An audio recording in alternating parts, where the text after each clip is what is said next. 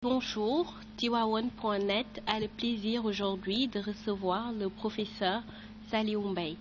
Le professeur Saliou Mbaye est ancien directeur des Archives nationales du Sénégal. Il est aussi il a aussi été président de la commission scientifique à l'occasion du colloque international sur la vie de Seydi Hadji Malick Sy. Bonjour professeur. Aujourd'hui, jusqu'à quel point pourrait-on se fier aux archives d'outre-mer au sujet de Cheikh El Hadji Malick Sy? Je vous remercie de cette question. Il est certain que les archives, c'est quoi? C'est le produit d'une administration. Et forcément, elles portent la marque de l'administration qui les a donné naissance. Il est conscient, il est donc constant que les archives, l'administration coloniale ne peut produire que des archives coloniales. Mais il ne faut pas douter de leur authenticité. Elles sont authentiques. Puisqu'il s'agit de quoi s'agit-il? Il s'agit tout simplement du travail des administrateurs. Soit c'est le commandant de cercle de Tivaouane qui est chargé donc de donner des informations sur El Hadji Malick Sy, comme il donne des informations sur l'ensemble des activités qui se passent dans le cercle, puisqu'il est responsable de ce cercle. Et comme l'administration coloniale est une administration qui écrit, elle donne des informations sur la marche de son cercle, d'abord au gouverneur du Sénégal, lequel gouverneur du Sénégal envoie ces informations au gouverneur général de l'AOF, lequel gouverneur général de l'AOF rend compte au ministre chargé des colonies. Ce sont donc des informations tout à fait authentiques. Maintenant, comme je vous dis, de quoi s'agit-il? Il s'agit, comme tout document, il faut simplement le replacer dans le contexte dans lequel il a été créé. Et que donc il nous appartient de faire la critique de ces documents. Mais je ne doute pas de leur authenticité. Maintenant, ce qui est à l'intérieur, le contenu de ces documents-là doit faire l'objet d'une critique. Il faut, pour faire une critique, il faut placer donc le document dans son contexte. Il faut aussi le confronter avec d'autres sources, car aucune source ne se suffit à elle-même. Et l'administration coloniale ne peut avoir que les yeux du colonisateur. Donc, ce qu'elle cherche chez El Hadji Malick Sy, c'est tout acte susceptible de troubler l'ordre public. Mais s'il ne le trouve pas, elle n'aura pas de raison de faire un discours, un rapport, disons, qui soit contraire à l'esprit dans lequel travaille El Hadji Malick Sy. Donc ça, c'est une première chose. Il y a aussi le fait que, comme j'ai dit, il faut comparer, il faut le confronter avec d'autres sources, et nous aurons certainement l'occasion de revenir, parce que aucune source ne se suffit à elle-même. Il faut donc revenir vers El Hadji Malick Sy, autour de lui d'abord sa famille. Quelles sont les informations que sa famille est susceptible de donner? Quelles sont les informations que ces moukhadam, ces talibés, la population de Tivaouane de l'époque est susceptible de donner sur El Hadji Malick Sy? Et ça peut faire l'objet de ce qu'on appelle les archives orales, puisqu'il s'agit simplement d'enregistrer sur un magnétophone, sur une bande magnétique, l'ensemble de ces informations-là qui sont données par ceux qui ont connu El Hadji Malick Sy ou qui l'ont côtoyé. Et enfin, il y a les écrits de El Hadji Malick Sy lui-même, puisque je crois qu'il y a au moins 3 sources par lesquelles nous avons la possibilité de mieux connaître El Hadji Malick Sy. Donc ces sources coloniales sont à confronter avec ces sources, à les replacer dans le contexte et à en faire bien sûr la critique. Aujourd'hui, si on confronte ces sources-là, est-ce qu'on peut dire que les écrits de l'administration coloniale collent avec la réalité? Mais non, pas du tout. Vous savez que, comme tout homme politique, l'administration coloniale, elle est politique. Donc forcément, elle n'aura qu'une vue politique des choses. Tout acte que El Hadji Malick Sy mène aura, à ses yeux, une activité politique. Puisqu'il faut bien se souvenir que l'administration coloniale a connu quand même El Hadji Omar Foutiyou, elle a connu Maba Diakhou, elle a connu Cheikh Ahmadou, qui ont tous mené la guerre sainte et qui ont eu le vœu de Tidjane. Donc l'administration coloniale part du fait que pour elle, tout ce qui est Tidjane est suspect à ses yeux. Et bien sûr, tout ce qui est des religions musulmanes est suspect à ses yeux, et particulièrement les Tidjanes, parce que pour eux, pour l'administration coloniale, les Tidjanes vont faire la guerre sainte, puisqu'ils l'ont déjà faite au moins 3 fois, et que El Hadji Malick Sy ne va pas échapper à cette mouvance, disons, de la guerre sainte. Donc, il y a certainement des exagérations. Mais, comme on dit, quand on cherche une information qu'on ne trouve pas, on finit quand même par se résoudre à bien reconnaître qu'El Hadji Malick Sy, ce qui l'anime, c'est d'abord la conquête des âmes, mais pas la conquête par l'épée. Alors, quelles étaient les natures de ces témoignages? Est-ce que ces témoignages touchent tous les aspects de la vie de Seydi Hadji Malick? Comme je vous disais, je pense que l'administration ne s'intéresse qu'à ce qui est susceptible de troubler son ordre public.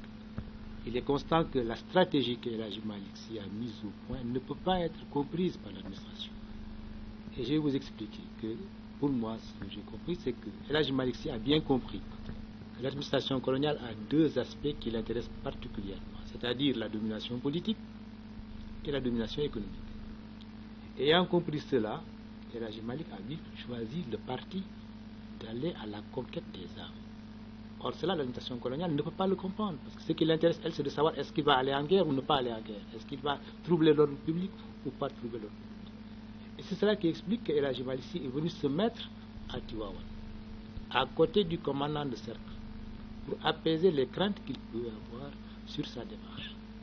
Première donc démarche qu'il a eu à faire pour être là en face de cette autorité coloniale qui va le voir tous les jours, qui peut rendre compte de ce qu'il fait ou de ce qu'il ne fait pas. Et ce faisant, pourquoi a-t-il choisi Tivaouane alors qu'il était en Gardé?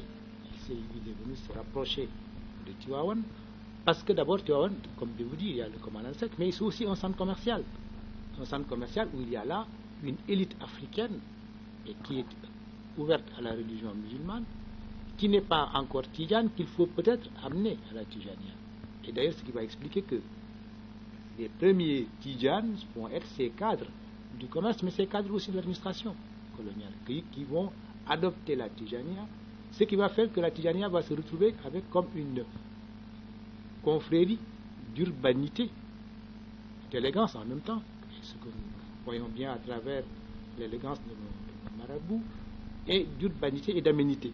Et je pense que cela était extrêmement important. Donc, essayer d'amener cette élite africaine, sénégalaise, commerciale et administrative, à adopter la tidjania.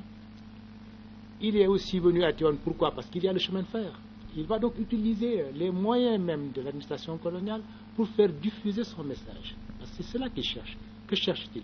Faire en sorte que le train est d'abord, pour l'administration coloniale, le train c'est quoi? C'est un moyen pour transporter des hommes et des marchandises. Or, El Hadji Malick Sy, lui, ce qui le préoccupe, c'est de faire en sorte que les idées, son idéologie tidjane, soient transportées à travers le train. Et quand on parle de Tivaouane 7e gare, c'est bien pour montrer que la tidjania est liée au chemin de fer. Et cela, l'administration coloniale ne peut pas le savoir. Pourquoi est-il installé à Tivaouane? Parce que aussi c'est un fief tieddo.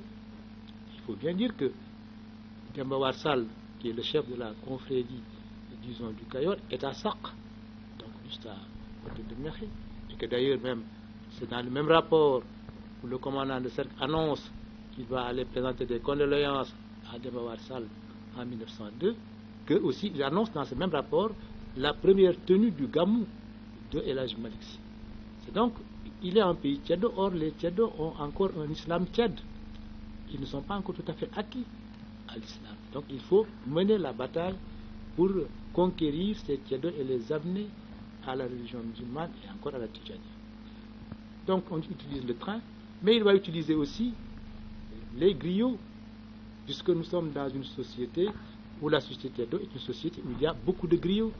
Or, ce que El Hadji Malick va faire, c'est utiliser les griots, le verbe, des hommes du verbe, des hommes, disons, de la parole, pour les amener à adopter la religion musulmane, adopter la tidjania. Et aujourd'hui, ce sont eux qui vont être les traducteurs de la théorie de El Hadji Malick Sy. Quand on voit aujourd'hui ce que représente la culture wolof, ce que représente le verbe wolof dans la tidjania, alors que El Hadji Malick Sy est de culture de couleur.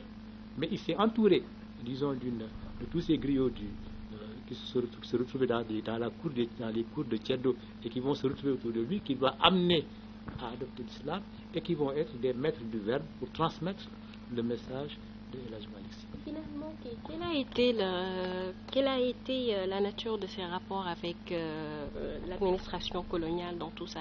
Était-elle bonne? Elle était bonne puisque, encore une fois, El Hadji Malick Sy a séjourné à Saint-Louis. El Hadji Malick Sy est citoyen, je pense. C'est ça qu'il faut absolument que l'on... Aujourd'hui, on parle beaucoup de citoyenneté. C'est un homme qui a compris que l'administration coloniale s'est établie, que l'ordre colonial aujourd'hui est un ordre qu'il ne faut pas combattre par les armes, parce qu'il est établi. La cause est perdue de ce côté-là. Ce qu'il y a lieu de faire, c'est de gagner la conquête, de faire en sorte que les âmes soient conquises, que les âmes deviennent tidjanes. Et El Hadji Malick Sy est citoyen. Cela veut dire, et j'en donne quelques exemples. Lorsque il y a eu la peste à Dakar en 1914, El Hadji Malick Sy a été parmi les premiers à aller se faire vacciner, pour dire à la population, vous voyez, ce que l'administration coloniale demande, c'est quoi? C'est qu'on se vaccine, qu'on soit vacciné contre la peste. Eh bien, moi, je vous donne l'exemple. J'y vais, moi, le premier. Lorsque l'administration coloniale a décidé de recruter des militaires pour la Première Guerre mondiale, eh bien, il a envoyé non seulement des talibans, mais il a envoyé son aîné. C'est de dire que, oui, cette administration coloniale, l'ordre est établi, je m'en accommode.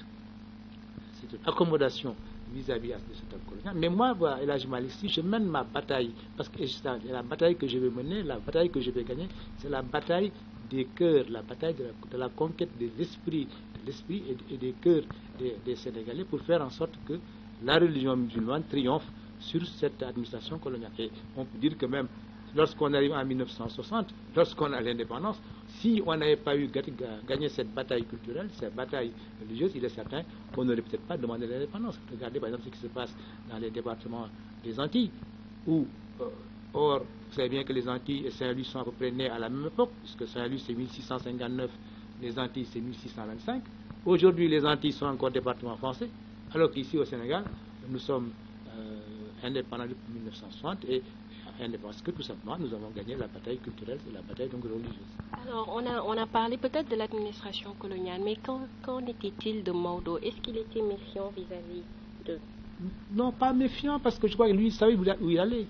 Bon, je pense que pour être méfiant vis-à-vis de quelqu'un, d'abord, il les connaissait. Il avait quand même vécu à Saint-Louis. C'est quelqu'un qui connaît l'administration coloniale, qui a aussi des amis à Saint-Louis qui le renseignent sur les velléités de l'administration coloniale. Donc Maodo ne se méfie pas de l'administration coloniale. Ils n'ont pas le même combat. Il leur a laissé le champ libre pour la domination politique, le champ libre pour la domination économique, et il a eu son chapelet et son wird. Et avec cela, il ne pouvait pas les craindre, parce qu'il savait que de toute façon, il allait l'emporter sur eux. Mais a-t-il collaboré avec eux à un moment? J'ai horreur qu'on parle de mon collaboration. Jamais. Quel intérêt avait-il à collaborer avec des gens dont il savait qu'il était plus fort que... Quelle que soit la force de l'épée, la force de l'esprit finit toujours par l'emporter sur la force de l'esprit. Et ça, Maodo le savait. Et Maodo le sait. Ceux qui parlent de collaboration ne connaissent même pas l'administration coloniale. Ceux qui collaborent sont ceux qui donnent des informations à l'administration coloniale. Ceux qui sont contre les Africains, qui vivent avec les Africains, qui sont des Africains et qui vont ensuite aller vers l'administration coloniale pour donner des informations sur d'autres Africains. Maodo n'a pas besoin de ça. Non, je pense que c'est une erreur de penser qu'à un seul moment qu'il ait collaboré. C'est un citoyen. Maodo est citoyen. Et ça, je pense que c'est important. C'est un aspect sur lequel il faut insister. Mais pas un collaborateur, non. Mais est-ce qu'il y a une articulation entre sa vie spirituelle et sa vie sociale? Alors, je crois qu'il y a les deux. Je pense qu'aujourd'hui, quand on voit comment on vit à Tivaouane, on sent bien que sa vie spirituelle, il a voulu d'abord une vie de frugalité. Quand le matin, je vois aujourd'hui ce qu'est le froid, et avec les moyens dont nous disposons aujourd'hui en 2012, et les moyens dérisoires dont disposait Maodo en 1902, et cet homme-là a vécu dans la frugalité, dans la simplicité, pour faire en sorte que le peuple qui vit autour de lui prenne exemple sur lui. Il a vécu comme le peuple pour pouvoir faire passer son message auprès du peuple. Et ça, je pense que c'est extrêmement important, monsieur.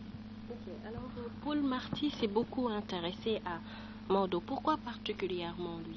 Parce que d'abord, Paul Marty, il faut bien se placer aussi dans l'esprit de l'époque coloniale. De quoi s'agit-il? Il s'agit en sorte de faire en sorte que l'on suive l'islam. Parce qu'on a peur, c'est l'administration coloniale qui a peur de l'islam. Parce que l'islam peut être source, disons, de troubles politiques. D'autant qu'on sait que, par exemple, l'Empire ottoman est musulman et qu'il se rapproche plutôt disons, de l'Allemagne et qu'il peut être un trouble pour l'administration coloniale. Et tout ceci fait en sorte qu'on a essayé de mettre en place un service des affaires musulmanes. Et on y a mis des lettrés, comme Paul Marty. Et ce qui a frappé Paul Marty, et d'ailleurs ce qui va apaiser l'administration coloniale, c'est de voir que Maodo était un homme de lettres, un érudit, l'homme le plus lettré, le marabout le plus lettré du Sénégal, disait-il.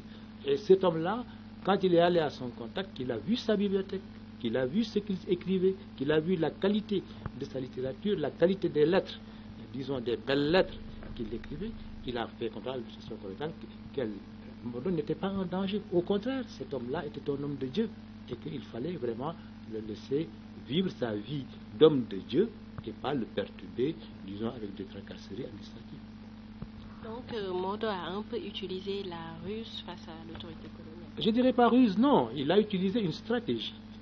Parce qu'il a compris, lui, il a compris. Et bon, je pense que nous savons bien que même nous, simples petits talibés tidianes, on peut comprendre des choses. Peut-être que quand Maodo, lui, les voit. Et je pense qu'il avait bien compris que le combat qu'il menait était un combat qu'il avait gagné. Puisque l'administration coloniale, ce qu'elle cherche, ne correspond absolument pas à ce que veut Maodo. Et l'administration coloniale ne le gêne en rien. On demande une autorisation pour organiser un gamou, mais on est dans une société où il y a une autorité. Il va demander l'autorisation. On veut que les gens aillent se faire vacciner. Il va se faire vacciner parce qu'il est citoyen. Il faut déclarer ses enfants à l'état civil. Il a déclaré ses enfants à l'état civil. Et ça aussi, c'est une marque de modernité par rapport au monde dans lequel il vivait, puisque à Tivaouane, il n'était pas dit que tout le monde utilise l'état civil. Lui, Maodo, ayant vécu à Saint-Louis, ayant connu l'état civil saint-louisien, ayant connu l'état civil français, va inscrire ses enfants, va faire enregistrer les actes relatifs à la vie de ses enfants, donc à l'état civil. Tout ceci pour vous dire que ce n'est pas quelqu'un qui va affronter l'administration de front, parce que l'administration a des moyens que lui, Maodo, n'a pas. Mais il a d'autres moyens. Et ce sont ces autres moyens qu'il a utilisés, sans vraiment éveiller, disons, la suspicion de cette administration. À part Paul Marty, est-ce qu'il y a d'autres témoignages marquants sur la vie de Cheikh El Hadj Malick? Oui, il y a eu le rapport d'Estaing aussi. Le rapport d'Estaing, donc, lui aussi, comme je vous disais, il y avait ces rapports, disons, périodiques que faisait le commandant de cercle. Il y avait ces rapports circonstanciés, par exemple, qu'on faisait Paul Marty, qu'on faisait ce d'Estaing qui avait été envoyé aussi par l'administration coloniale pour faire la visite des centres religieux du Sénégal et qui a bien donc vu que ce que faisait El Hadj Malick Sy, notamment avec la formation de ses talibés et surtout la qualité de ses écrits. Et ça aussi, je pense, ce sont des aspects sur lesquels on peut revenir. Alors, qu'en est-il des relations de Seydi Hadj Malick un peu avec ses contemporains? Je pense qu'il avait une relation de sociabilité. Je pense que c'est un homme qui a voulu donner l'exemple et donner l'exemple du bien faire, l'exemple du beau, parce que je pense que c'est ça que voulait faire, c'est le message que voulait faire passer Maodo. Et aujourd'hui, on a beaucoup d'exemples, disons, à travers les récits que nous font, disons, soit ceux qui ont vécu avec lui, soit ses enfants, soit des témoignages de ses contemporains, que Maodo est un homme social, qui est venu vivre en société et qui s'est ouvert à la société. Et ça, je pense aussi que, parce que c'était aussi la façon de faire passer le message. Il avait un message important à faire passer, et ce message important, je vous ai oublié de le dire, il a utilisé les moyens de l'époque, les moyens de la société même africaine. C'est le rythme. C'est le rythme. Parce que les Waïtidianes, c'est quoi? C'est le rythme. Il a écrit des poèmes, mais qu'on a mis en musique. Parce qu'on sait que la société africaine, la société sénégalaise est une société de rythme. Et quand on écoute aujourd'hui les chants tidianes, on se rend bien compte que la poésie que Maodo a écrite a été mise en musique pour qu'effectivement elle soit facilement captée par la société qui, elle, connaissait déjà, disons, vivait au rythme, disons, au rythme, disons, peut-être des tam-tams des Tchedo à l'époque, mais qu'il a tout simplement adapté à la rime, disons, arabe, pour pouvoir faire passer des messages qui étaient les siens. En gros, on peut dire que c'est un homme de stratège, Seydi Hadj Malick. Je crois que c'est un homme qui avait compris. Et ça, c'est important de comprendre. Je crois qu'il avait compris. Il savait ses forces et ses faiblesses. Il connaissait aussi les forces et les faiblesses de cette administration. Et il a utilisé les faiblesses de l'administration pour faire passer son message. Et ça, je pense que personne ne peut, au contraire, on doit se réjouir d'avoir un homme de cette grandeur, plutôt que de parler d'une collaboration. Il n'y a pas de collaboration. La collaboration, on les connaît, les collaborateurs. Nous qui travaillons aux archives, nous savons bien qui a été collaborateur dans ce pays, qui est allé rendre des comptes à l'administration Et quelquefois, on les trouve à l'entourage même des marabouts. Des gens même qui peuvent être de la famille, des gens proches de la famille, mais qui font de la délation auprès de l'administration coloniale. Eh bien, bon, ce n'est pas le cas de votre Fando, parce qu'il n'en avait pas besoin, vraiment. Au contraire. Alors, professeur Saliou Mbaye, merci. Alors, aujourd'hui, nous avons eu le plaisir de recevoir le professeur Saliou Mbaye. Le professeur Saliou Mbaye est l'ancien directeur des Archives nationales du Sénégal. Il a aussi présidé la commission scientifique à l'occasion du colloque international sur la vie de Seydi Hadji Malick Sy.